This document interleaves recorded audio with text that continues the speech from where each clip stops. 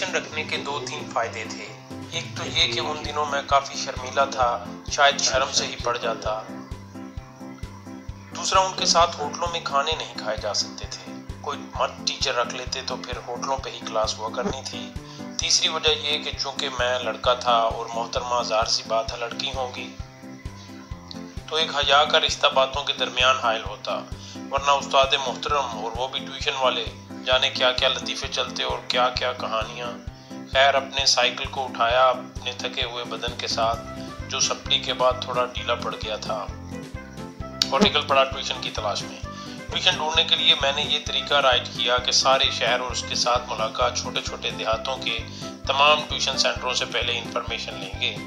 जिसकी इंफॉर्मेशन सबसे अच्छी लगी वहीं डेरा डाल देंगे, लेकिन पहले ट्यूशन सेंटर पे ही एक मिस के सामने हथियार डाल दिए। चुनाचे अगले दिन ही ट्यूशन शुरू कर दी। कुछ ही दिन बाद मजमून समेत मुझ में भी बहुत सी तब्दीलियां रूनुमा हुईं। वक्त पे आता, सबक याद करता और कुछ तैयार भी होकर आता। ये तब्दीलियां तो आईं, पर कुछ ही दिन बाद वो ना आईं। पता चला कि उनकी शादी हो गई है और अब वो नहीं आएंगी। मुझे एक उस्ताद मोहतरम के सुपुर्द कर दिया गया। कुछ दिन मैं आया, फिर मैं भी ना आया।